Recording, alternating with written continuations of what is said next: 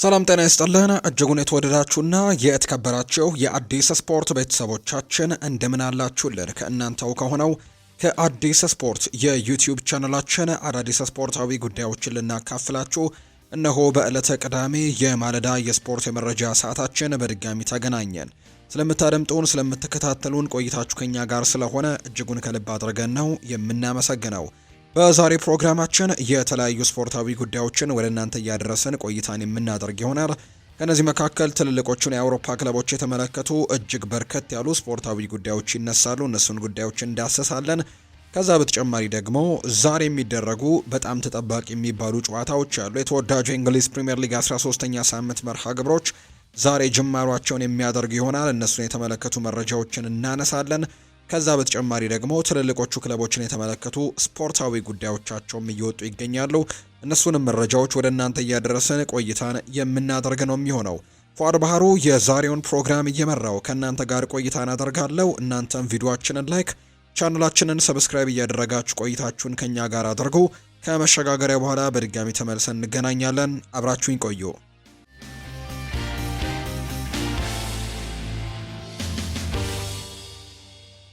ዛሬ የሚደረጉ ጨዋታዎችን በማስቀደምን ጀመር። ዛሬ በአውሮፓ ታላላቅ ሊጎች በተወዳጁ የእንግሊዝ ፕሪምየር ሊግ፣ ፍሬንች ሊግ፣ ጀርመን ቡንደስሊጋ፣ ጣሊያን፣ ስፔን እንዲሁም የሚደረጉ በጣም ተጠባቂ የሚባሉ ጨዋታዎች አሉ። እነሱን እንመልከት። በ13ኛው ሳምንት የተወዳጁ የእንግሊዝ ፕሪምየር ሊግ ዛሬ 5 ያክል መርሃ ግብሮች የሚደረጉ ነው የሚሆነው። እንግዲህ ዛሬ እነ ማንቸስተር ሲቲ ጨዋታቸውን ያደርጋሉ። ሌሎችም ቡድኖች ጨምሮ ዛሬ ጨዋታቸውን ያደርጋሉ። ምሽት 12 ሰዓት ሲል ነው የዛሬው ጨዋታዎች ጅማሯቸውን የሚያደርጉት። ብሬንትፈርድ በሜዳው ጂቴክ ኮሚኒቲ ስቴዲየም ጨዋታውን ያደርጋል። ከበርንሌ ጋር የሚደረግ መርሃ ግብር ነው ዛሬ ጨዋታውን የሚያደርገው ብሬንትፈርድ። እንግዲህ ይህ ጨዋታ ምሽት 12 ሰዓት ሲል የሚደረግ መርሃ ግብር ነው። ሌላኛው ጨዋታ ማንቸስተር ሲቲ እና ሊድስ ዩናይትድ የሚያደርጉት መርሃ ግብር ዛሬ በኢቲሃድ ስቴዲየም ይደረጋል። ማንቸስተር ሲቲ ያለፉትን 2 በሁሉም ውድድሮች ያደረጋቸውን ጨዋታዎች ሽንፈት ገጥሞታል በፕሪሚየር ሊጉ በሳምንቱ መጨረሻ። ከዛ በተጨማሪ በቻምፒየንስ ሊግ በሳምንቱ አጋማሽ በባየር ሌቨርኩዘን ተሸንፈዋል በቻምፒየንስ ሊጉ። ከዛ በተጨማሪ በፕሪሚየር ሊጉም ሽንፈት ገጥሟቸው እንደመጡ የምናስታውሰው ጉዳይ ነው። ማንቸስተር ሲቲ እና የዛሬው ጨዋታ እንዲጠበቅ ያደርገዋል። በአንጻሩ ሊድስ ዩናይትድ በጣም አስቸጋሪ የሚባል ጊዜን እያሳለፉ ነው የሚገኙት። የዳንኤል ፈርከ ቡድን አሁን ላይ ወደ ወራጅ ቀጠናው የገባ ቡድን ሆኗል። ስለዚህም ዳንኤል ፈርከ እንግዲህ ጥቂት ጨዋታዎች ብቻ እድሎች እንደተሰጣቸው እየተነገረ ይገኛል። እንግዲህ እነዚህን ጨዋታዎች ማሸነፍ የማይችሉ ከሆነ ስንብት እንደሚገጥማቸው እየተገለጸ ነው የሚገኘውና ዛሬ ከባዱን ትንቅንቅ ያደርጋሉ። ከማንቸስተር ሲቲ ጋር የሚያደርጉት ጨዋታ ዛሬ ይጠበቃል። ይህ ጨዋታ ምሽት 12 ሰዓት ሲል የሚደረግ መርሃ ግብር ነው። ኢቲሃድ ላይ የሚደረግ ጨዋታ ነው።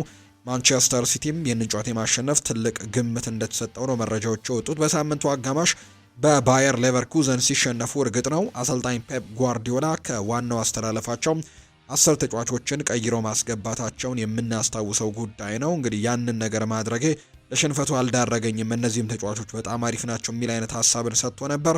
ዛሬ ግን በዋናው ስብስብ ምሽት 12 ሰዓት ሲል በኢቲሃድ ስቴዲየም ከሊድስ ዩናይትድ ጋር የሚያደርገውን ጨዋታ እንግዲህ ይጠበቃል። የ7 ነጥብ ልዩነት ከአርሰናል ጋር ቢኖራቸውም አሁንም ጨዋታዎችን በማሸነፍ ቢያንስ አርሰናል እስኪጫወት ድረስ ነገ ነጥቦቹን ማጥበብ የሚችልበትን እድል ያገኛል ተብሎ ይታሰባል። ነገ ደግሞ አርሰናል ከምዕራብ ለንደኑ ክለብ ቼልሲ ጋር የሚያደርጉት ተጠባቂ ጨዋታ ከመደረጉ ጋር በተያያዘ ማንቸስተር ሲቲ ይህንን ጨዋታ ማሸነፍ የተሻለ ነገርን እንዲሰጠው ሊያደርግ እንደሚችል ነው የሚገመተው። ምሽት 12 ሰዓት ላይ ይደረጋል።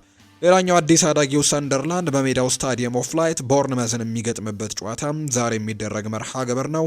ሰንደርላንድ እንግዲህ ጥሩ ጊዜያቶችን እያሳለፈ እንደሆነ ይታወቃል።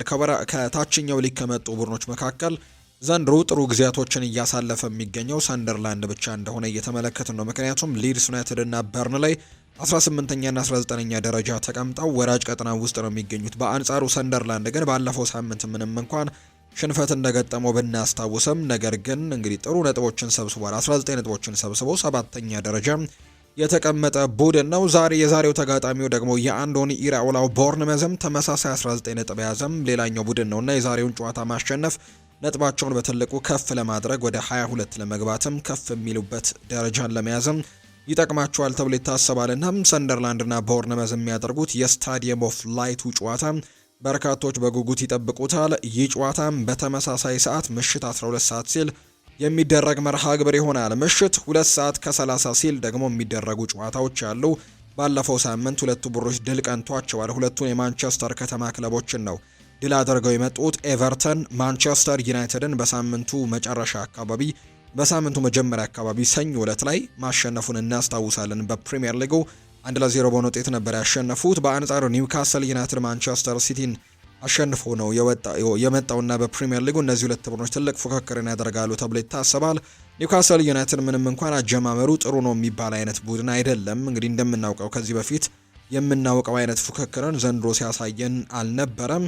ያለፉትን ተከታታይ ጨዋታዎችም እየተሸነፈ የነበረ ቡድን ነው። ባለፈው ሳምንት ማንቸስተር ሲቲን እስኪያሸንፍ ድረስ አሁንም ቢሆን 15 ነጥቦችን ሰብስቦ 14ኛ ደረጃ ላይ የተቀመጠ ቡድን ነውና የኤዲሃው ቡድን አስቸጋሪ ጊዜያቶችን አጀማመሩ ላይ ያደርጓል። አሁን ግን ወደ መሻሻሉ ሊመጣ የሚችልበት እድል እንዳለ ይታመናል። በተለይ ደግሞ የአጥቂ መስመር ተጫዋች የሆነው አሌክዛንደር ኢሳክን መልቀቃቸው ጎል ለማስቆጠር እጅጉን እንዲቸገሩ አድርጓቸው እንደነበር እናስታውሳለን። አሁን ግን በሃርቬይ ባርንስ አማካኝነት ከዛ በተጨማሪ በኒክ ቮልትማደ አማካኝነትም ግቦችን እያገኙ እንደሆነ እየተመለከትን እንገኛለን። ዩኤን ዊሳ ደግሞ ወደ ጨዋታ ለመመለስ እጅግ በጣም መቅረቡን የሚያሳዩ መረጃዎችንም እንዲሁ ተመልክተናል። አምና በፕሪሚየር ሊግ 19 ጎሎችን አስቆጥሮ እንደነበር እናስታውሳለን። ስለዚህ ለኒውካስል የተሻለ ጥቅም ይሰጣል ተብሎ ይታሰባል። ዛሬ ከኤቨርተን ጋር ጨዋታቸውን የሚያደርጉ ነው የሚሆነው። ኤቨርተን ደግሞ 18 ነጥቦችን ይዞ 11ኛ ደረጃ ላይ የተቀመጠ ቡድን ነውና የዛሬውን ጨዋታ ማሸነፍ ለሁለቱም ቡድኖች ደረጃቸውን በትልቁ ለማሻሻል የሚጠቅም አይነት ውጤትን ይዞ ይመጣል ተብሎ ነው የሚታሰበውና ይህ ጨዋታ ምሽት 2 ሰዓት ከ30 ሲል በኤቨርተን አዲሱ ስቴዲየም ጨዋታው ይደረጋል። የዛሬው የመጨረሻው መርሃ ግብር የሚሆነው ምሽት 5 ሰዓት ላይ የሚደረገው የቶትናም ሆትስፐርስ እና የፉላም ጨዋታ ነው። ይህ ጨዋታ በቶትናም ሆትስፐርስ ስቴዲየም የሚደረግ መርሃ ግብር ነው። ከፉላም ጋር ጨዋታቸውን ያደርጋሉ። ከማርኮስ ሲልቫ ቡድን ጋር ነው የቶማስ ፍራንክ ቡድን ጨዋታውን የሚያደርገው። በሳምንቱ አጋማሽ ቶተንሃም እጅግ በጣም ከባድ የሆነ ሽንፈትን በፓሪስ ሰን ዠርማ ማስተናገዱ የሚታወስ ጉዳይ ነው። ባለፉት 5 ጨዋታዎች ደግሞ በፕሪሚየር ሊጉ ብቻ ባለፉት 5 ጨዋታዎች አንድ ጨዋታ ብቻ ነው ማሸነፍ የቻለው። በሌሎቹ 3 ጨዋታዎች ሲሸነፍ በአንድ ጨዋታቸው የወጣበት መርሃ ግብርን ነው ያለፉትን 3 የፕሪሚየር ሊግ ጨዋታዎች ደግሞ ማሸነፍ አልቻለም። ባለፈው ሳምንትም እንዲሁ መሸነፉን እናስታውሳለንና ከባድ የሚባሉ ጊዜያቶችን እያሳለፈ ነውና የቶማስ ፍራንክ ቡድን የዛሬውን ጨዋታ የግድ ማሸነፍ ይጠበቅበታል። ፉልሃም ደግሞ ባለፈው ሳምንት ማሸነፍ የቻለ ቡድን ነውና 15ኛ ደረጃ ላይ ተቀምጧል 14 ነጥቦችን ሰብስቦ ዛሬ ምሽት 5 ሰዓት ሲል በቶትናም ሆትስፐርስ ስቴዲየም የሚደረገው መርሃ ግብር በትልቁ በጉጉት እንዲጠበቅ አድርጎታል። በ13ኛው ሳምንት የዕለተ ቅዳሜ ተወዳጁ የእንግሊዝ ፕሪምየር ሊግ የመርሃ ግብሮች እነዚህ ነው የሚመስሉት። በፍሬንች ሊግ 1 በሌሎችም ሊጎች የሚደረጉ የጨዋታ ጥቆሞችን እናንሳ። በፍሬንች ሊግ 1 ዛሬ ሞናኮና ፓሪስ ሳን ዠርማ ምሽት 1 ሰዓት ሲል ጨዋታቸውን ያደርጋሉ። አዲስ አዳጊው ፓሪስ ከኦንዤ ጋር ደግሞ ምሽት 3 ሰዓት ላይ ጨዋታውን ያደርጋል። የሮቤርቶ ዲ ዘርቢው ኦሎምፒክ ደ ማርሴይ ደግሞ ከቱሉዝ ጋር የሚያደርጉት ጨዋታ ምሽት 5 ሰዓት ከ05 ሲል የሚደረግ መርሃ ግብር ነው። በጀርመን ቡንደስሊጋ ዛሬ ቀን 11 ሰዓት ከ30 ሲል ባየር ሚኒክ እና ሴም ፓውሊ በአሊያንስ አሬና ጨዋታቸውን ያደርጋሉ። ሆፋይኒየም ከኦግስበርግ፣ ኡኒየን በርሊን ከሄዲኒሃም፣ ቨርደር ብሬመን ከኮሎኝ፣ ባየር ሌቨርኩዘን ከቦሪሲያ ዶርትመንድ ጋር እነዚህ ጨዋታዎች ዛሬ የሚደረጉ ናቸው። በባይ አሬና የሚደረገው የዶርትሙንድ እና የባየር ሌቨርኩዘን ጨዋታ ምሽት 2 ሰዓት ከ30 ሲል የሚደረግ ነው።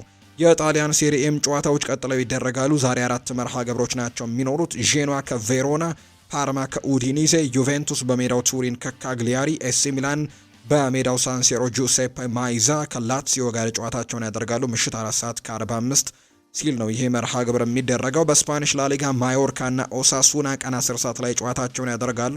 ባርሴሎና በሜዳው ካምፕ ኑ ምሽት 12 ሰዓት ከሩብ ሲል ከዲፖርቲቮ አላቬስ ጋር ጨዋታውን ያደርጋል። ሌቫንቴና አትሌቲክ ቢልባኦ ምሽት 2 ሰዓት ከ30 ሲጫወቱ፣ አትሌቲኮ ማድሪድ በሜዳው እንግዲህ ሪያድ ኤር ዋንዳ ሜትሮፖሊታኑ አሬና ከአዲስ አዳጊው ሪያል ኦቪዬዶ ጋር ምሽት 5 ሰዓት ሲል ጨዋታቸውን የሚያደርግ ይሆናል።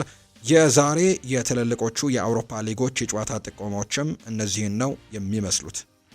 ማንቸስተር ዩናይትድን ደግሞ የተመለከቱ መረጃዎችን የክለብ እግር ኳሳዊ ጉዳዮችን ስናነሳ ማንቸስተር ዩናይትድ ብራዚላዊውን የወልቭስ የመሃል ሜዳ ተጫዋች የሆነው ጃኦ ጎሜስን ማስፈረም እንደሚፈልግ ሲዘገብ እንደነበር የምናስታውሰው ነው። ይሁን እንጂ ማንቸስተር ዩናይትዶች ተጫዋቹን የማስፈረም ፍላጎት አላቸው መባሉ ሐሰተኛ መሆኑ እየተነገረ ይገኛል። በተጫዋቹ ዝውውር ዙሪያ ላይ በሁለቱ ክለቦች መካከል የተደረገ ንግግር አለመኖሩን ነው ለወልቭስ ቅርብ የሆኑ የመረጃ ምንጮች እየተናገሩ የሚገኙት። በተለይ ተጫዋቹም ወደ ማንቸስተር ዩናይትድ ማምራት ይፈልጋል የሚሉ አይነት ዘገባዎች በተደጋጋሚ ሲወጡ እንደነበር የምናስታውሰው ጉዳይ ነው። ነገር ግን መረጃዎቹ ሐሰት ናቸው የሚል መረጃ ነው እየወጣ የሚገኘው። ፋብሪዚዮ ሮማኖ እንዳረጋገጠው ከሆነ ወልቨርሃምፕተን ወንደረርስ እና ማንቸስተር ዩናይትድ በጃኦ ጎሜዝ ዝውውር ጉዳይ ላይ አንድም ንግግር አለማድረጋቸው ነው እየተገለጸ የሚገኘው። ምናልባት ግን የጥር ተጫዋቾች የዝውውር መስኮት ሲቃረብ ግን ማንቸስተር ዩናይትድ የሚፈልጋቸውን የአማካይ ስፍራ ተጫዋቾች ለማስፈረም ሲል እንቅስቃሴዎችን ሊያደርግበት እንደሚችል ግን ግምቶች እንዳሉ መረጃዎች ወጥተዋል። እስካሁን ግን ምንም አይነት ንግግር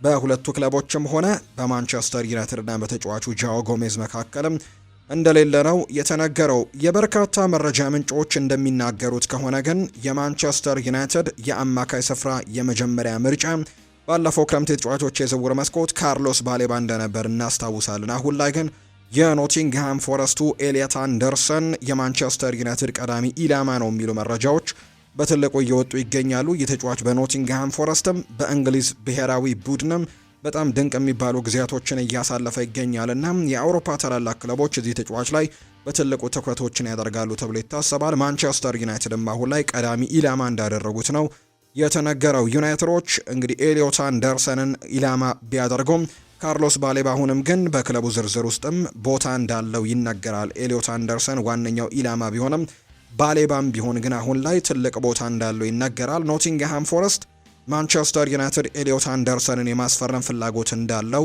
እንደሚያውቁና ለመልቀቅ ከፍተኛ ክፍያን እንደሚጠይቁ ጭምር ነው እየተገለጸ የሚገኙ። በተለይ በጥር ተጫዋቾች የዝውውር መስኮት ይህንን ተጫዋች ማስፈረም ገንዘቡ በጣም ከፍ ሊል እንደሚችል ነው ግምቶች እየወጡ የሚገኙትና በጥር ይህንን ተጫዋች ማስፈረም ከባድ ወጪ ሊያስወጣ እንደሚችል ይታመናል። በክረምቱም ቢሆን ያን ያክል ርካሽ ይሆናል ተብሎ ባይጠበቅም የተሻለ ግን ከጥር ተጫዋቾች የዝውውር መስኮት የተሻለ ክፍያ ሊሆን እንደሚችል መረጃዎች እየወጡ ይገኛሉና ማንቸስተር ዩናይትድ ኤሊዮት አንደርሰንን በክረምቱ ለማስፈረም በትልቁ ሙከራዎችን ያደርጋል ተብሎ እንደሚታሰብ ነው መረጃዎች የወጡት። በአውሮፓና ሳዑዲ አረቢያ የሚገኙ ክለቦች የብሩኖ ሚጌል ፈርናንዴዝን ሁኔታ በቅርበት በመከታተል ላይ መሆናቸውን ነው መረጃዎች የወጡት። ፖርቱጋላዊ ተጫዋች ብሩኖ ሚጌል ፈርናንዴዝ በሚቀጥለው ክረምት ማንቸስተር ዩናይትድን የሚለቅበት እድል እንዳለ ነው እየተገለጸ የሚገኘው።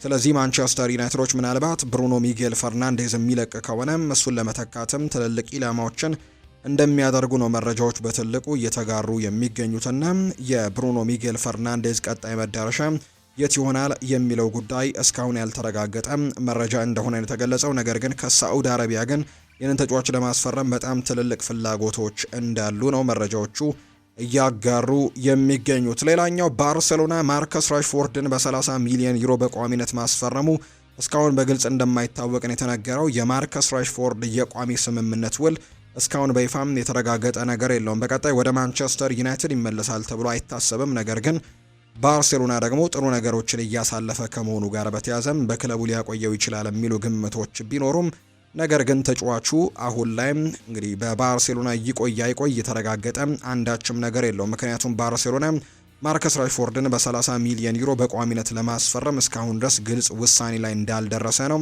ዘ አትሌቲክ የተባለው የመረጃ ምንጭ እየገለጸ የሚገኘው። አሁን ላይ ባርሴሎና ማርከስ ራሽፎርድን በቋሚነት ስለማስፈረሙ ምንም አይነት ፍንጭ አለማሳየቱን ዘ አትሌቲክ ጨምሮ ተናግሯልና የዚህ ተጫዋች መዳረሻ ወይም መጨረሻው ምን እንደሚሆን እስካሁን የተረጋገጠ ነገር የለውም። ማንቸስተር ዩናይትዶች በክረምቱ የተጫዋቾች የዝውውር መስኮት 11 ተጫዋቾችን ለመልቀቅም እያሰበ ይገኛል ተብሏል። ማንቸስተር ዩናይትድ ቡድኑን በአዲስ መልክም ለመገንባት እቅዶች እንዳሉት ነው የተነገረው።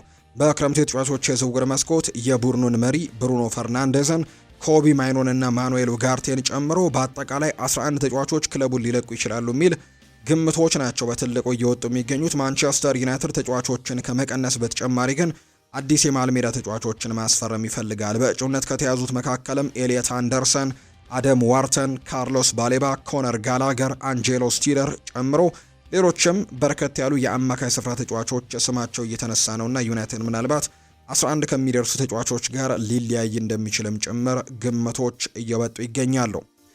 አሰልጣኝ ሩበን አሞሪም ሀሳባቸውን ሰጥተዋል። ሁሉንም ጨዋታዎች ማሸነፍ አለብን ሲሉ ነው ሩበን አሞሪም የተናገሩት።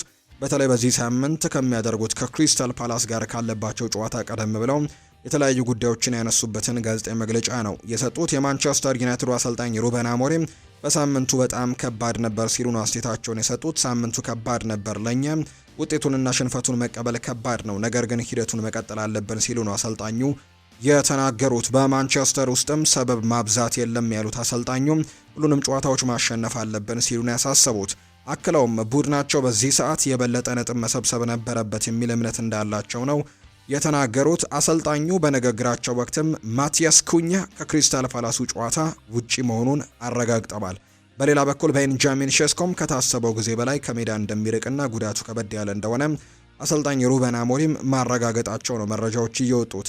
እንግዲህ ክሪስታል ፓላሶች በሜዳቸው ባደረጓቸው ያለፉት 12 የፕሪሚየር ሊግ ጨዋታዎች ሽንፈት አላስተናገዱም። ባለፉት 12 የፕሪሚየር ሊግ ጨዋታዎቻቸው በሜዳቸው ሴልኸርስት ፓርክ ያደረጉትን ጨዋታ ክሪስታል ፓላሶች ሽንፈት አልገጠማቸውም። ከ12ቱ ጨዋታዎች ውስጥ ደግሞ 6ቱን ሲያሸንፉ በ6ቱ ደግሞ አቻን የወጡት።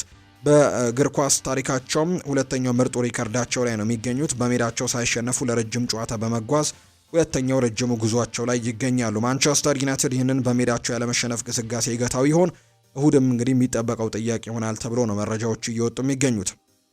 ሌላኛው ትላንትና ከወጡ መረጃዎች መካከል በርካቶች እንግዲህ የተነጋገሩበት ጉዳይ ዩናይትድ ከቪኒሲዮስ ጁኒየር ወኪሎች ጋር ንግግሮችን ጀመረ የሚል መረጃን ከቼንድ ኦፍ ሳይድ ትላንትና ይዞ አውጥቷል። ምንም እንኳን ተጫዋቹ ከሪያል ማድሪድ ጋር ኮንትራት ለማራዘም በትልቁ ንግግሮችን እያደረገ እንዳለ ይታወቃል። ነገር ግን ዩናይትድ ከወኪሎቹ ጋር ግን ንግግር አድርጓል የሚል መረጃ ነው ከቼንድ ኦፍ ሳይድ የተባለው የመረጃ ምንጭ ያጋራው። ማንቸስተር ዩናይትድ ከብራዚላዊው የመስመር አጥቂ ጋርም ወኪሎቹ ጋር ድርድር መጀመሩ ተነግሯል። ተጫዋቹ በሎስ ብላንኮቹ ቤት ደስተኛ እንዳልሆነ የሚታወቅ ጉዳይ ነው። በተለይ ከአሰልጣኝ ሻቪ አሎንዞ ጋር በገባው ሰጣ ገባ ምክንያት ደስተኛ እንዳልሆነ ይገለጻል። በቀጣይም ከስፔኑ ክለብ ጋር ሊለያይ የሚችልበት ሰፊ እድል እንዳለም ይነገራል። የሳዑዲ አረቢያ ክለቦች በትልቁ ይፈልጉታል። ቼልሲ፣ ማንቸስተር ሲቲ እና ማንቸስተር ዩናይትድም በፕሪሚየር ሊጉ ይህንን ተጫዋች ለማስፈረም ትልቅ ፍላጎት ያላቸው ክለቦች እንደሆኑ የሚታወቅ ጉዳይ ነው። የ25 ዓመቱ የፊት መስመር ተጫዋች ከሪያል ማድሪድ ጋር የሚለያይ ከሆነ ግን መዳረሻው ወደ እንግሊዝ የመሆን እድሉ ሰፊ ነውና ማንቸስተር ዩናይትድ ይህንን እድልም ለመጠቀም ፍላጎት እንዳለው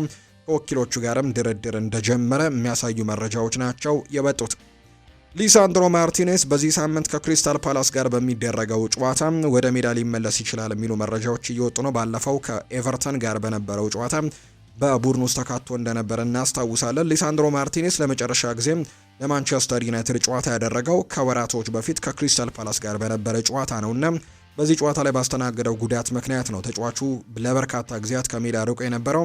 አሁን ደግሞ ማንቸስተር ዩናይትድ በመጪው እሁድ ከዚሁ ተጋጣሚው ከክሪስታል ፓላስ ጋር በሚያደርገው ጨዋታ ላይ ዳግም ሊመለስ እንደሚችል የሚያሳዩ መረጃዎች ያሉና ጉዳት ከገጠመበት ጨዋታ እንግዲህ ከክሪስታል ፓላስ ጋር ነበር። አሁንም ሲመለስ የክሪስታል ፓላስ ጨዋታ ላይ ሊመለስ እንደሚችል የሚያሳዩ መረጃዎች ናቸው በትልቁ እየወጡ የሚገኙት። ቤንጃሚን ሼስኮ ከታሰበው ጊዜ በላይ ከሜዳ ይርቃል፣ የእርሱ ጉዳት ከጠበቅነው ትንሽ የከፋ ነው ብለዋል አሰልጣኝ ሩበን አሞሪም። ማቲያስ ኩኛህም ለእሁዱ ጨዋታ የመድረስ እድል የለውም፣ እርሱ ከዌስትሃም ዩናይትድ ጋር በሚደረገው ጨዋታ ላይ ሊመለስ ይችላል ሲሉም ሀሳባቸውን ሰጥተዋል። ሃሪ ማጓየርም ከእሁዱ የክሪስታል ፓላስ ጨዋታ ውጪ መሆኑን አረጋግጠዋል። ሁሉንም ጨዋታዎች ማሸነፍ አለብን፣ ባለፈው ዓመት ያ ሁሉ ትችት የደረሰብን ጨዋታዎችን ማሸነፍ እየቻልን ስላልነበረ ነው። አሁን ላይ ግን ምንም አይነት ርህራሄ አይደረግልንም፣ ጨዋታዎችን እያሸነፍን መሄድ የግዴታችን ነው። በዘንድሮ የውድድር ዓመት ብዙ ጨዋታዎችን ማሸነፍ እንችል ነበር፣ ብዙ ነጥቦችንም የማሳካት እድሉ ነበረን። ይህም አሳዛኝ አድርጎታል። ሳምንቱ እጅግ በጣም ከባድ ነበር፣ ነገር ግን መፋለማችንን መቀጠል የግድ ነው። በኖቲንግሃምና በስፐርስ ጨዋታ መርሃ ግብሮች በቁጥጥራችን ውስጥ አድርገን መጨረስ ባለመቻላችን ነጥቦችን ጥለናል ሲልም ነው የተናገረው። እነዛን ጨዋታዎች ማሸነፍ ነበረብን ያለው አሰልጣኝ ሩበን አሞሪም ክሪስታል ፓላስ ጥሩ ውጤት ላይ ይገኛል፣ እነርሱ አሁን ላይ ከኛ የተሻሉ ቡድኖች እንደሆኑ አውቃለሁ። ከዚህ በፊት ኦሊቨር ግላርሰንን በተቃራኒ ተፋልሜ ያውቃለሁ። እርሱ በፍራንክፈርት በነበረበት ወቅትም በተቃራኒው ተጫውተናል። ከእርሱ ለመማር እሞክራለሁ፣ ምክንያቱም እኔ አሰልጣኝ በነበርኩባቸው ያለፉት 6 ዓመታት ከበርካታ አሰልጣኞችም ብዙ ነገሮችን ለመማር ችያለሁ ሲል ሩበን አሞሪም ይናገራል። ያለፉትን ጨዋታዎች ማሸነፍ ነበረብን። እጅጉን የሚያበሳጭ ሁኔታ ነጥብ ለመጣል ተገደናል። አሁን ካለን ቡድን አንጻር በእያንዳንዱ ነገር ላይ የተሻለ አፈጻጸምን ማሳየት እንችላለን። ቡድናችንን በየጊዜው ማሻሻል እንፈልጋለን። እናም በዝውውር መስኮቶች ላይ የሚኖረን እንቅስቃሴ በዚህ ላይ የተመሰረተ ነው የሚሆነው። ክሪስታል ፓላስ ከኛ በተሻለ የሽግግር ጨዋታ ይጫወታሉ። እናም ጨዋታው ፈታኝ ይሆናል። ነገር ግን ወደ ሴልኸርስት ፓርክ የምናመራው ግን ለማሸነፍ እንደሆነ ሁሉም ሰው ማወቅ አለበት ሲልም ጭምር ነው የተናገረው አሰልጣኝ ሩበን አሞሪም።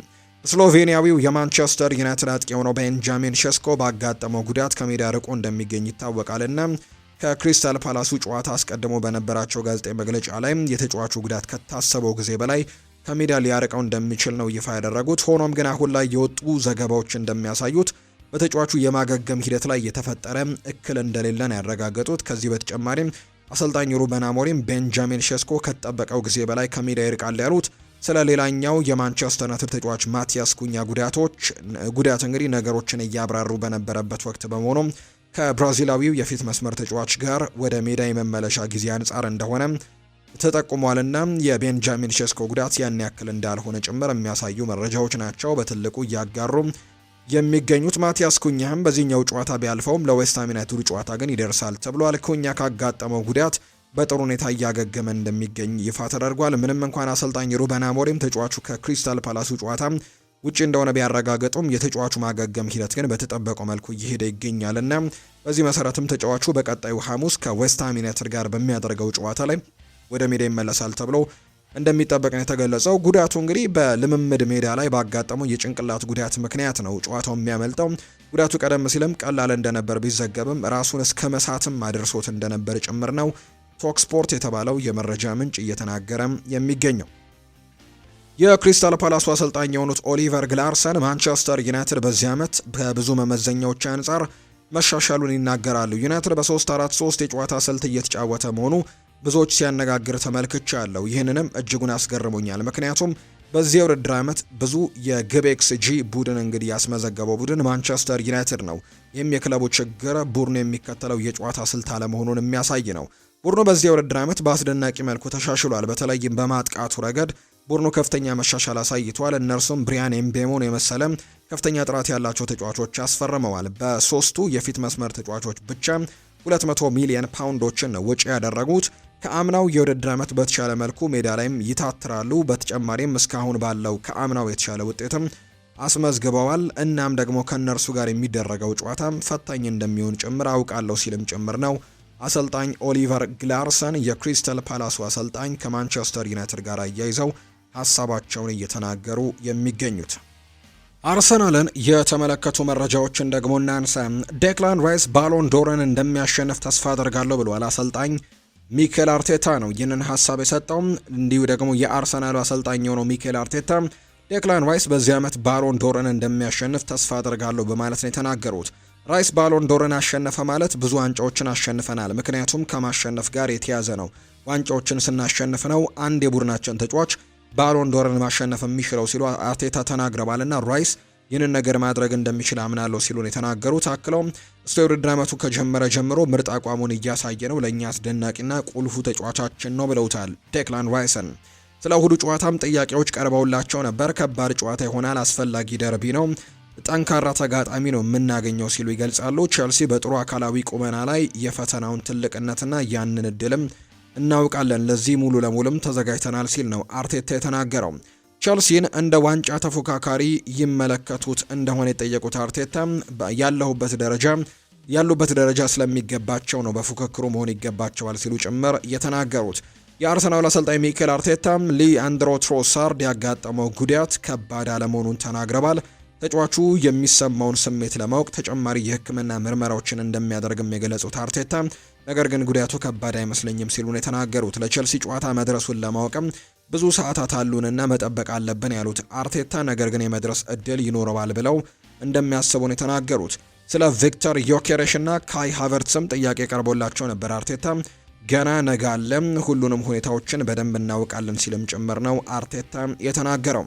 ስለ ቼልሲ ሲናገር ትልቅ የለንደን ደርቢ ጨዋታ ነው፣ በጣም ጥሩ ተጋጣሚ ናቸው፣ እነሱ በጣም ጥሩ አቋም ላይ ናቸው፣ ያለንን ፈተናና እድልም እናውቃለን፣ ለዚህ ደግሞ ሙሉ በሙሉ ዝግጁ ነን ሲልም ነው አርቴታ የተናገረው። አርቴታ ቼልሲ የዋንጫ ተፎካካሪ እንደሆነም ጥያቄ ቀርቦለት ነበር። 20ዎቹም የፕሪሚየር ሊግ ቡድኖች የዋንጫ ተፎካካሪ ናቸውና እነሱ ሙሉ ለሙሉ ስለሚገባቸው ነው ሁለተኛ ደረጃ ላይ የተቀመጡት። ስብስባቸው በጣም ጥሩ ነው፣ ያላቸው ቁጥሮች፣ የጥራት መጠን፣ አሰልጣኙና የአሰልጣኝ ስታፉም በጣም ጥሩ ስራን የሰራ ቡድን ነውና 20ውን ቡድን ደግሞ በፕሪሚየር ሊጉ ያሉት የዋንጫ ፉክክር ውስጥ እንዳሉ ይሰማኛል ሲልም ነው የተናገረው። ይህ ሳምንት አስፈላጊነቱን በጣም አውቀናል፣ ነገር ግን ከ3 ቀናት በኋላም በትክክል ተመሳሳይ ይሆናል፣ ምንም ነገር አይቀየርም። ነገር ግን ለጨዋታው ከፍተኛ ተነሳሽነት አለን ሲልም ነው የተናገረው አርቴታ። ስለ ጋብርኤል ማጋሌሽ ሲናገር የበለጠ ትክክለኛ ለመሆን ትንሽ ረዘም ላለ ጊዜ መጠበቅ አለብን፣ ነገር ግን በተለይ ጋብርኤል ማጋሌሽ እያንዳንዱን ጉዳት የሚወስድበትና ሁሉንም የሚገፋበት መንገድም ያን ያክል እንደማይረዝምም እርግጠኛ ነኝ ሲልም ጭምር ነው የተናገረው። ስለ ቸልሲ በስቴቫው ዊሊያንም ጥያቄ ቀርቦለት ነበር። ስለ አንድ ተጫዋች በተናጠል ማውራት አልፈልግም፣ ቡድኑን ሲመለከቱና የአጥቂ ቦታዎች ላይ ያላቸው ብቃት እጅግ በጣም ብዙና ከፍተኛ ችሎታ ያላቸው ናቸው ሲልም ነው የተናገረው አርቴታ ስለ ኤስቴቫው። አርቴታ ቪክተር ዮኬሬሽ ሲመለስ ቋሚ ጀምረ እንደሆነም ተጠይቆ ነበር። ጥሩ ነገር፣ አሁን ሌላ አማራጭ ማግኘታችን ነው። 3 የተለያዩ አማራጮች አለን። ይህም ደግሞ ለሁላችንም በተለይ ለኔ ከሌሎች ተጫዋቾች ጋር አሁንም በጣም ውጤታማ መሆን እንደምንችል መረዳታችን በጣም ጥሩ ትምህርት ነው ሲል ይናገራል። አሁን ላይ እንግሊዝ ውስጥ አደም ዋርተን እና ኤሊዮት አንደርሰን የወደፊት የእንግሊዝ ብሔራዊ ቡድን የመሃል ሜዳም አልጋ ወራሽ ይሆናሉ ተብሎ ይጠበቃል። ነገር ግን ሁለቱም ማጫወታቸውን በደንብ ስመለከት ዴክላን ራይስን በደንብ የሚመለከቱት ይመስለኛል ብሏል ፖል ስኮልስ ስለ ዴክላን ራይስ ሲናገር። ሁለቱም የራይስ ፈለግ ናቸው። ራይስ ከራሱ ብቃት አልፎ ወጣቶችን ወደ ተሻለ ደረጃ እየቀየረ ያለ ድንቅ ተጫዋች ነው። ኤሊዮት አንደርሰን 2 ጊዜ በአካል የማነጋገር እድል አግኝቼ ነበር። ራይስ እንደሚወደውና ብዙ ምክሮችን እንደሚለግሰውም ነግሮኛል። ራይስ በጣም የተረጋጋና ትልቅ አቅም ያለው የዓለማችን ቁጥር 1 የመሃል ሜዳ ተጫዋች ነው።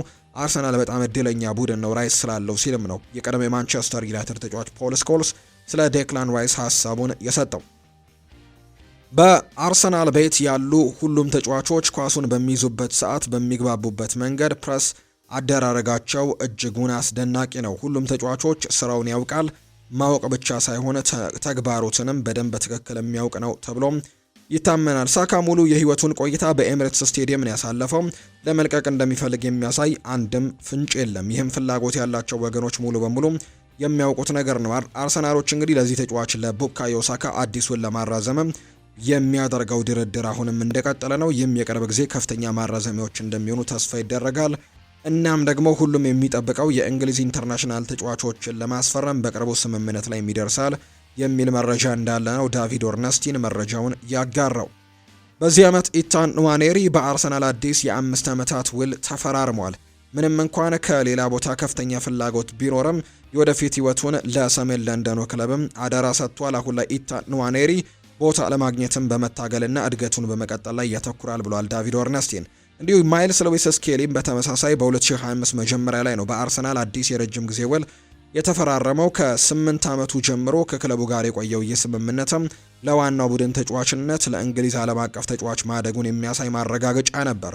የሉዊስ ስኬሊ ውል እሱና አርሰናል የወደፊት የጋራ ራዕይ እንዳላቸው የሚያሳይ ግልጽ አመላካች ነው። የፕሪሚየር ሊግ ላይም አለመጫወቱ ግን የሉዊስ ስኬሊን የዓለም ዋንጫ ቦታ አደጋ ላይ ጥሎታል። ይህም ደግሞ ፍላጎት ያላቸው ወገኖች ሌላ አማራጭ እንዲመለከቱም ሊያበረታቱት ይችላሉ ብሎ እንደሚያስብ ነው መረጃዎቹ በትልቁ እየወጡ የሚገኙት። ነገር ግን እነዚህ ታዳጊ የሚባሉ ከዋክብቶቻቸው አርሰናል በቅርብ ጊዜ ኮንትራት እንዳራዘመ የሚታወስ ጉዳይ ነውና በክለቡም ደስተኞች እንደሆኑ ነው እየተገለጸ የሚገኘው። ቸልሲን የተመለከቱ መረጃዎችን ደግሞ ወደ እናንተ እናድርስ ውድ ቤተሰቦቻችን። ከቸልሲ ጋር በተያያዘ ኮል ፓልመር ለአርሰናል ጨዋታ ዝግጁ እንደሆነ አሰልጣኙ ይፋ አድርገዋል። እንግሊዛዊው የቸልሲ የፊት መስመር ተጫዋች የሆነው ኮል ፓልመር ለነገው የአርሰናል ጨዋታም ዝግጁ መሆኑን ነው አሰልጣኝ ኤንዞ ማሬስካ ያረጋገጡት። ኮል ፓልመር በአርሰናል ጨዋታ ለመሰለፍ ዝግጁ ነው ሲሉ አሰልጣኙ ተናግረዋል። በሌላ በኩል ለረጅም ጊዜ በጉዳት ላይ የነበረው ዳሪዮ ኢሶጉ ልምምድ መጀመሩንም አሰልጣኝ ኤንዞ ማሬስካ ጨምረው ተናግረዋል። አርሰናልን ለማሸነፍ ያለንን ሁሉ መስጠት አለብን ብለዋል ማሬስካ ሲናገሩ። የሰማዮቹ አሰልጣኝ ኤንዞ ማሬስካ የእሁዱ ተጋጣሚያቸው አርሰናል የኋላ መስመሩ አስደናቂ ሲሉ አሞካሽተውታል። እነሱ የተከላካይ ክፍላቸው አስደናቂ ነው የሚሉት ማሬስካ እነሱን የሚገጥሙ ቡድኖች ግብ ለማስቆጠርና ድሎችን ለመፍጠር ሲቸገሩ ተመልክቻለሁ።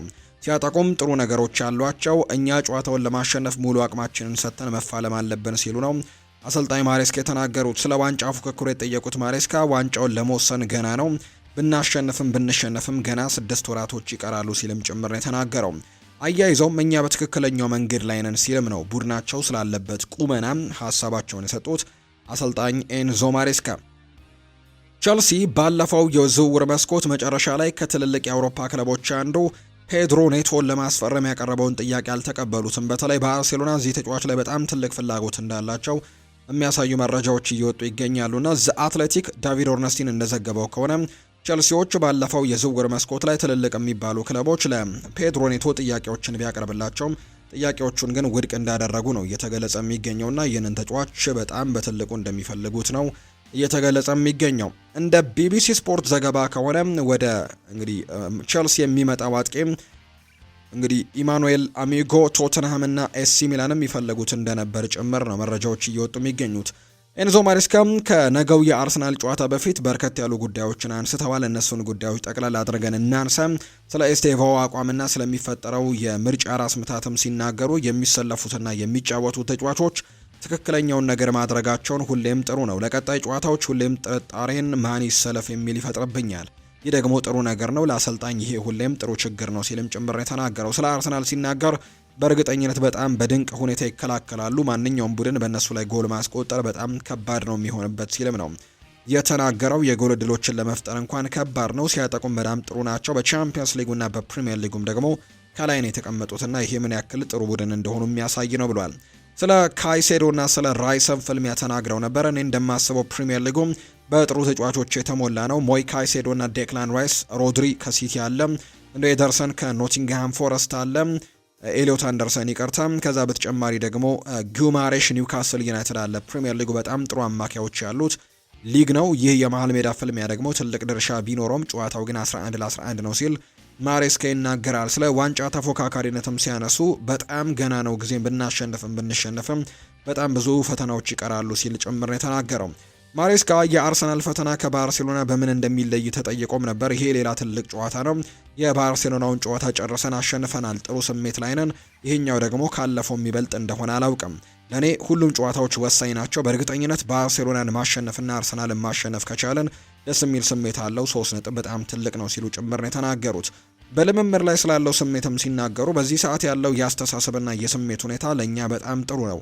በፕሪሚየር ሊግና በቻምፒየንስ ሊግ በጥሩ ሁኔታ እየተንቀሳቀስን ነው፣ እየተሻሻለን እናም እያደግን ነው የምንገኘው። ይሄ ደግሞ ለእኛ በጣም ጥሩ ስሜቶች ይሰጡናል በጨዋታ ላይ ሲልም ነው ማሬስካ የተናገረው። በስታንፈርድ ብሪጅ ስላለው ድባብም ሲናገር ያንን ድባብ እንፈልገዋለን። ደጋፊዎቹ በነበሩበት መንገድ በጨዋታው መጨረሻ ላይ እንደዛ አይነት ጊዜ ደግሞ ከሁሉም ጋር መጋራት ሁሌም ደስ የሚያሰኝ ስሜት አለው ሲልም ጭምር ነው ማሬስካ የተናገረው። ኤንዞ ማሬስካ ለዋንጫ ለመፎካከር ዝግጁ ስለመሆናቸውም ሲናገሩ በእርግጠኝነት ከአንድ ዓመት በፊት ከነበረው ይለያል። ምክንያቱም አንድ ተጨማሪ ዓመት አብረን አሳልፈናል። ነገር ግን አሁንም ህዳር መጨረሻ ላይ ነው የምንገኘው። ስለዚህም በጣም ቀደም ብለን ነው አሁን ላይ ያለንበት ደረጃ ላይ መጋቢት ወይም ሚያዝያ ላይ መገኘት ወሳኝ ነው። በዛን ጊዜ እናየዋለን። እነዚህ ተጫዋቾች በእንግዲህ 16፣ 17፣ 18 ወራት አብሮ ቆይታቸው ብዙ ቡድኖችን ማሸነፍ እንደሚችሉ ብዙ ጊዜ እንግዲህ አሳይተውኛል ሲልም ጭምር ነው የተናገረው። ስለ አርሰናል የቆሙ ኳሶች ወይም ስለ ሴት ፒሶችም ተጠይቆ ነበር። በምንችለው አቅም ሁሉ ለመከላከል እንሞክራለን። በማንኛውም ቡድን ላይ በቋሚነት እንግዲህ ኳሶችን ጎል ያስቆጥራሉ። በማንኛውም ቡድን ላይ ጎል ያገባሉ። በጥሩ ሁኔታም የሚሰራ ስርዓትን ዘርግተዋል። እኛም ደግሞ በተሻለ መንገድ ለመዘጋጀትም አቅማችንን እንሞክራለን ሲልም ጭምር ነው የተናገረው። ሁሉም ሰው ደስተኛ ነው። ፓልመር በመመለሱ የቡድን ጓደኞቹ ደስተኛ ሆነዋል። እኛም ሁላችንም ደስተኞች ነን። ዋናው ነገር ኮል ፓልመር ደስተኛ መሆኑ ነው። ጨዋታውን መጫወትም ይፈልጋል ሲልም ጭምር የተናገረው። ፓልመርና ኤስቴቫውን አጣምሮ ስለመጫወትም ተጠይቀው አብረው መጫወት ይችላሉ፣ እንደ ሁኔታው ይወሰናል፣ በጨዋታው እቅዱ ላይ ይወሰናል። ነገር ግን በእርግጠኝነት እነሱ ተደስተዋል፣ አንድ ላይ ለመጫወትም ጉጉቱ አላቸው ሲልም ጭምር የተናገረው።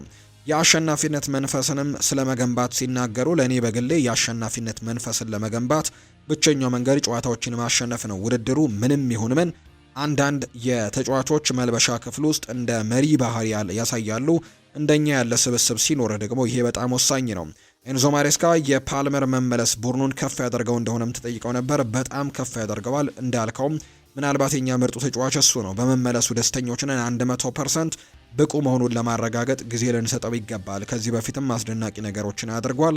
ወደፊትም አስደናቂ ነገር እንደሚያደርግ ጥርጥር የለኝም ሲሉ ጭምር ነው አሰልጣኝ ኤንዞ ማሬስካ የተለያዩ ሀሳቦችን አስመልክተው በተለይ ነገ ከአርሰናል ጋር ከሚያደርጉት ጨዋታ አስቀድመው የተለያዩ ርዕሰ ጉዳዮቻቸውን ያነሱት ከቡድናቸውና ከአርሰናሉ ጨዋታ ጋር በተያያዘ። ሊቨርፑልን የተመለከተ መረጃን ደግሞ እናንሳ። የመርሲሳይዱ ክለብ ሊቨርፑል አሰልጣኝ አርነ ስሎትን የቡድኑን ውጤት ማጣት ተከትሎ ከፍተኛ ጫና ውስጥ እንደወደቁ የምናውቀው ጉዳይ ነው። ይሁን እንጂ የክለቡ አስተዳደር ከአሰልጣኝ አርኔ ስሎት ጎን መሆኑን ለክለቡ ቅርብ የሆኑ የመረጃ ምንጮች ዘግበዋል። ሊቨርፑል አሰልጣኝ አርኔ ስሎትን ለማሰናበት ግን ምናልባት የሚወስን ከሆነ 10 ሚሊዮን ፓውንድ የካሳ ክፍያ እንደሚሰጥ ነው የተገለጸውና ይህንን ያክል ገንዘቦችን ማውጣት ይኖርበታል። ነገር ግን አሁን ላይ ለአሰልጣኙ የመጨረሻ ማስጠንቀቂያ ሰጥቶ ከክለቡ ጋር እንግዲህ እንዲቀጥሉና ድጋፍ እንደሰጧቸውም ጭምር ነው የተነገረው። በቀጣይ ጨዋታዎች ላይ ውጤቶችን ግን ማሻሻል ይጠበቅባቸዋል ተብሎ ነው የሚታሰበው። ምናልባት ግን ሊቨርፑልን የሚለቁ ከሆነ ሊቨርፑል ሌሎች አሰልጣኞችን መመልከት ይኖርበታል እና አሁን ላይ እንግዲህ በገበያው ላይ የሚገኙ አሰልጣኞች ብዙም የሉም ሊቨርፑልን ይመጥናሉ ተብለው የሚታሰቡ። ነገር ግን የሊቨርፑል አመራሮች ግን አንድ አሰልጣኝን በትኩረት እየተመለከቱ እንዳለ መረጃዎች ወጥተዋል። የእንግሊዝ ተነባቢ ሚዲያ የሆነው ዘሰን የተባለው የመረጃ ምንጭ እንደገለጸው ከሆነ ሊቨርፑል አሰልጣኝ ሉዊስ ኤንሪኬን የአርኔ ስሎት ተተኪ ለማድረግ ፍላጎቱ አላቸው የሚል መረጃ እየወጣ ነው። እርግጥ ነው አሰልጣኝ ሉዊስ ኤንሪኬ በፓሪስ ሰን ዠርሜን በጣም ጥሩ ጊዜያቶችን እያሳለፉ ነው። ፒኤስጂ ቤት ውስጥ የሚገኛሉ። እንግዲህ ሊቨርፑሎች ግን ይህንን አሰልጣኝ እየተመለከተው እንዳለ ይነገራል። አምና የአውሮፓ ቻምፒየንስ ሊግ አሸናፊ እንደነበሩ ይታወሳል አሰልጣኝ ሉዊስ ኤንሪኬ እና ምናልባት ሊቨርፑል አርኔ ስሎትን የሚያሰናብት ከሆነም ለመተካት ያሰቡት በሉዊስ ኤንሪኬ ነው። ምንም እንኳን ከፓሪስ ሰን ዠርሜን እና አሰልጣኝ ማስኮብለል በጣም ከባድ ሊሆን እንደሚችል ቢታመንም ጋብሪኤል አግቦላሆር ለሊቨርፑል ውድቀት ተጠያቂዎቹ ተጫዋቾቹ ናቸው ሲል ይናገራል።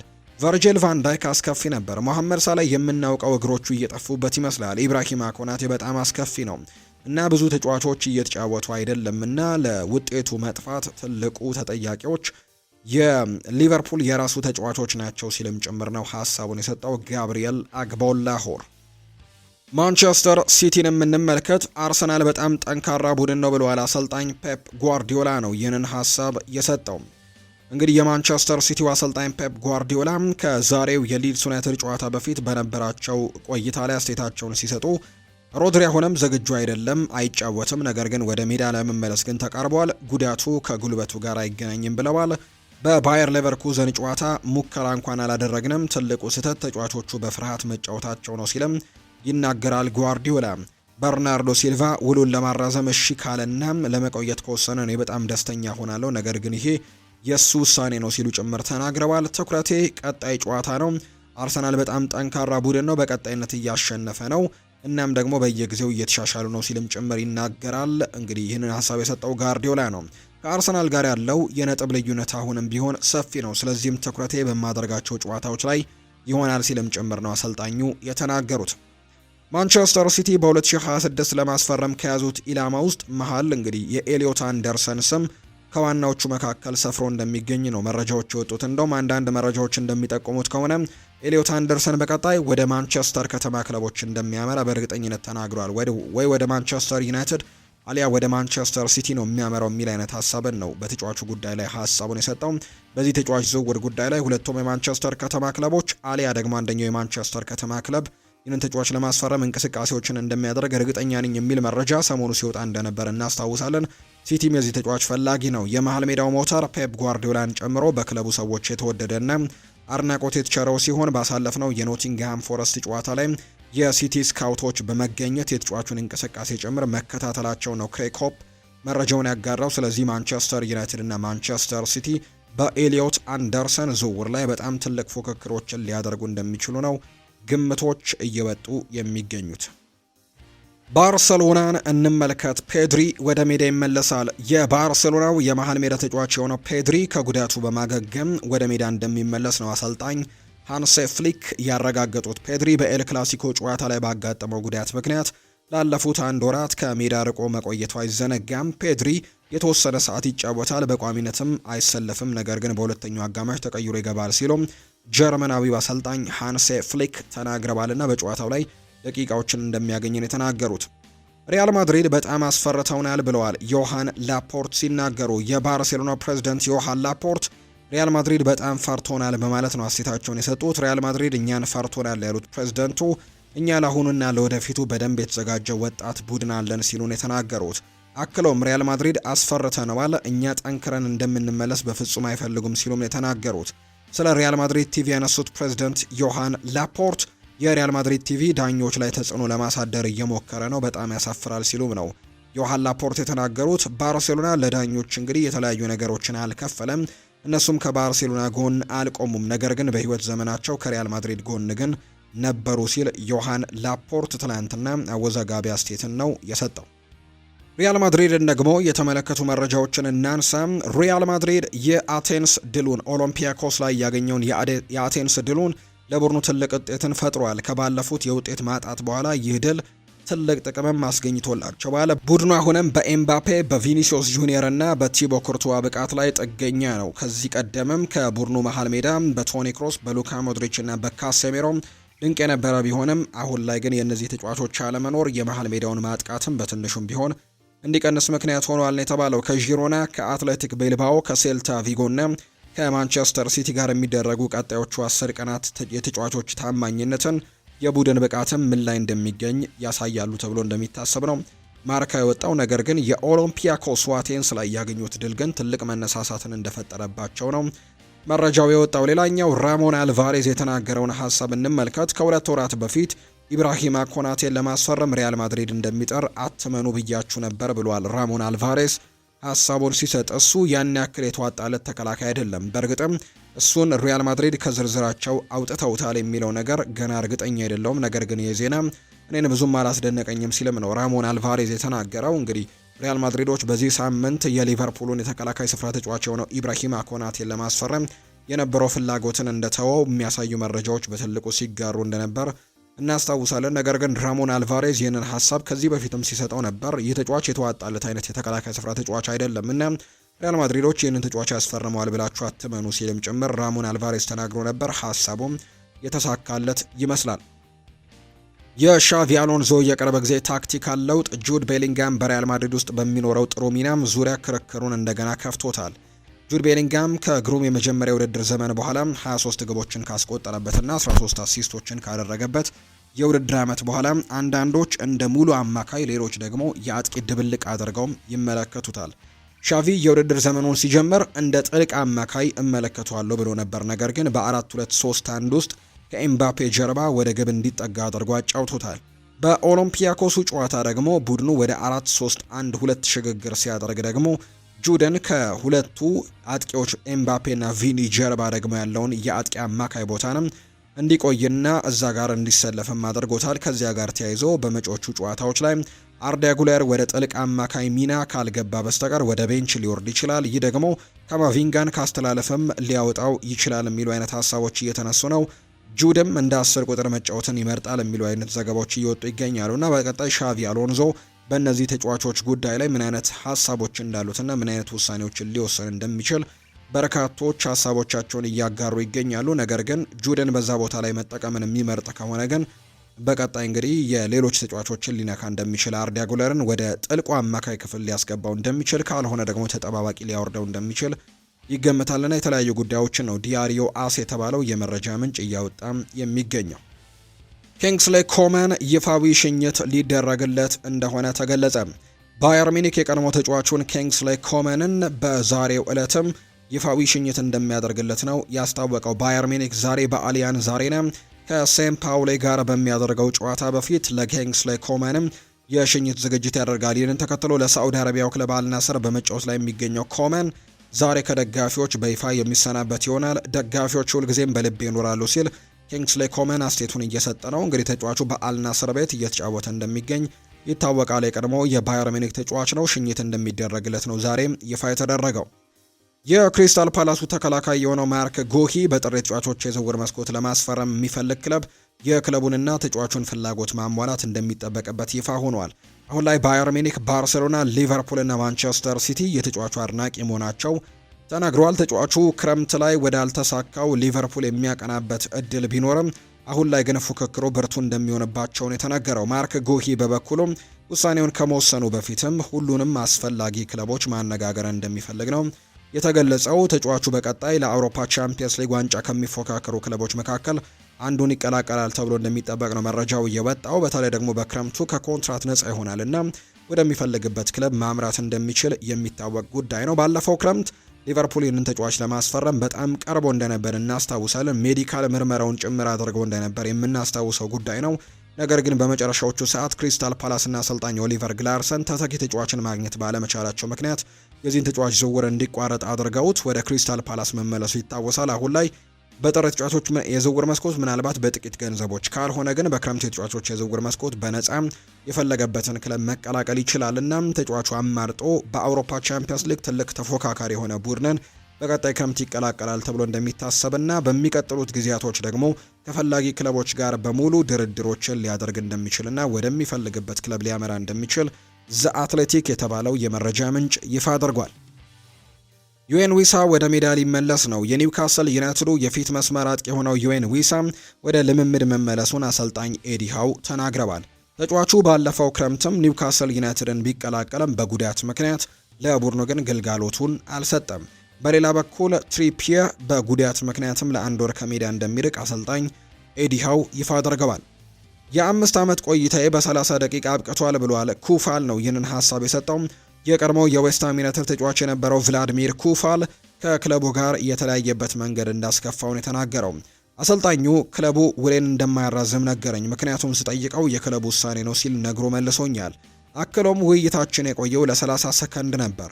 በክለቡ የነበረኝ የ5 ዓመታት ቆይታ በ30 ሰከንድ ተጠናቀቀ ሲል ሁልጊዜም ማዘኑን ነው የሚናገረው።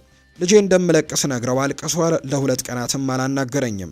የቀድሞ የዌስትሃም ዩናይትድ ተጫዋች የነበረው ቭላድሚር ኩፋል ሀሳቡ በክለቡ ጫማውን ለመስቀል እንደነበርም ይናገራል። ከክለቡ ጋር የተለያየበት መንገድም እንዳሳዘነው ነው የገለጸው። ያስረዳው ተጫዋቹም ሀሳቤ ዌስትሃም ውስጥ ጫማዬን መስቀል ነበር። ለ2 ዓመትም ያቆዩኛል ብዬ አስቤ ነበር። ዌስትሃም የመልቀቄ ከባዱ ጊዜ የባለቤቴና ልጄ ስናገር ነበር። ልጄ ከሚወደው ክለብ እንደምለቅም ስሰማ ከባድ ነበር ሲልም ነው የተናገረው። ልጄ በጣም አለቀሰ። ለ2 ቀናትም ሳያናግረኝ ነበር የቆየው። ዌስትሃም ለዘላለም የሚቆይ መስሎት ነበር። የኔ ስህተት እንደሆነ ተሰማኝም ብሏል ቭላድሚር ኩፋል ሀሳቡን ሲናገርና ከዌስትሃም ዩናይትድ ጋር የተለያየበት መንገድም በጣም ትክክለኛ መንገድ እንዳልሆነ ጭምር ነው ቭላድሚር ኩፋል ሀሳቡን እየሰጠም የሚገኘው።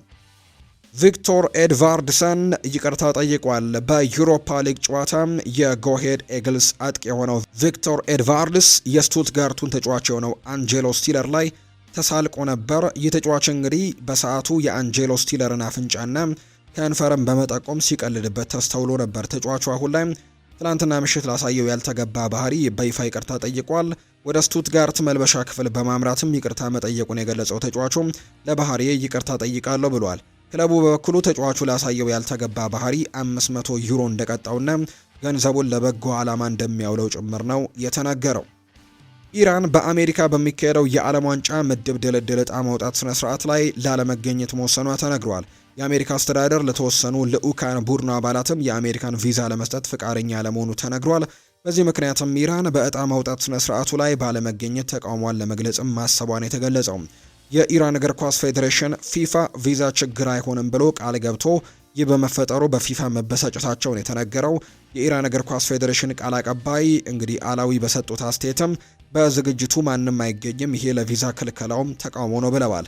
የዕጣ ማውጣት ስነ ስርዓቱ በቀጣይ ሳምንት ህዳር 26 2018 ዓ.ም በዋሽንግተን ዲሲ ኬኔዲ ሴንተርም እንደሚደረግ ጭምር ነው መረጃዎች እየወጡ የሚገኙትና በዚህ የዕጣ ማውጣት ስነ ስርዓት ላይ ግን እንደማይገኙ ነው እየተገለጸ እንደሚገኝ መረጃዎቹ በትልቁ የወጡት። የተወደዳችሁና የተከበራችሁ ቤተሰቦቻችን ለዛሬ ያዝንላችሁ አዳዲስ ስፖርታዊ ጉዳዮቻችን እነዚህን ነው የሚመስሉት። ስላደመጣችሁን፣ ስለተከታተላችሁን፣ ቆይታችሁን ከኛ ጋርም ስላደረጋችሁ እጅግ ከልብ አድርገን እናመሰግናችኋለን። ፉአድ ባህሩ የዛሬውን ፕሮግራም እየመራው ከእናንተ ጋር ቆይታን አድርግ ያለው። በቀጣይ ፕሮግራሞቻችን ሌሎች ስፖርታዊ ጉዳዮችን አካተን ደግሞ በድጋሚ ተመልሰን የምንገናኝ ይሆናል። ስላደመጣችሁኝ ቆይታችሁ ከኛ ጋር ስለነበር እጅግ ከልብ አድርገን እናመሰግናለን። የዛሬ ጨዋታ ጥቆማዎችን በወፍ በረር እንመልከትና የዛሬ ፕሮግራማችንን እናጠናቀቃለን። ብሬንትፈርድ ከበርንሌይ፣ ማንቸስተር ሲቲ ከሊድስ፣ ሰንደርላንድ ከቦርንመስ፣ ኤቨርተን ከኒውካስል ዩናይትድ፣ ቶትንሃም ሆትስፐርስ ከፉልሃም ዛሬ በተወዳጁ የእንግሊዝ ፕሪምየር ሊግ 13ኛ ሳምንት የሚደረጉ ጨዋታዎች ናቸው። በስፓኒሽ ላሊጋ ማዮርካ ከኦሳሱና፣ ባርሴሎና ከዲፖርቲቮ አላቬስ፣ ሌቫንቴ ከአትሌቲክ ቤልባኦ እና አትሌቲኮ ማድሪድ ከሪያል ኦቪዬዶ ጋር በስፓኒሽ ላሊጋ ይጫወታሉ። የባርሳ ጨዋታ ምሽት 12 ሰዓት ከሩብ ሲል የሚደረግ ነው። በጣሊያን ሴሪኤ ዤኑዋ ከቬሮና፣ ፓርማ ከኡዲኒዜ፣ ዩቬንቱስ ከካግሊያሪ እና ኤሲ ሚላን ከላትሲዮ ጋር ይጫወታሉ። በጀርመን ባየር ሚኒክ ከሴምፓውሊ፣ ሆፌንሄም ከኦግስበርግ፣ ኡኒየን በርሊን ከሄዲንሃም፣ ቨርደር ብሬመን ከኮሎኝ እና ባየር ሌቨርኩዘን ከዶርትመንድ ነው የሚጫወቱት። በፍሬንች ሊግ 1 ደግሞ ሞናኮ ከፓሪስ ሰን ዠርሜን፣ ፓሪስ ከኦንዤ፣ ማርሴይ ደግሞ ከቱሉዝ ጋር ዛሬ የሚያደርጓቸው ጨዋታዎች ናቸው። እነዚህን ጨዋታዎች እንድትከታተሉና በነገው ጨዋታ ፕሮግራማችን ደግሞ የእነዚህን የጨዋታ ውጤቶችን ጨምራል ሌሎች አዳዲስ ስፖርታዊ ጉዳዮችን ማካተን በስፋት የምንገናኝ ይሆናል። ለዛሬ ግን ስላደመጣችሁኝ ከልብ አድርጌ አመሰግናለሁ። በነገው ፕሮግራማችን በድጋሚ ተመልሰን እንገናኛለን። መልካም ጊዜ እንዲሆንላችሁ ነው በአክብሮትም የምመኘው።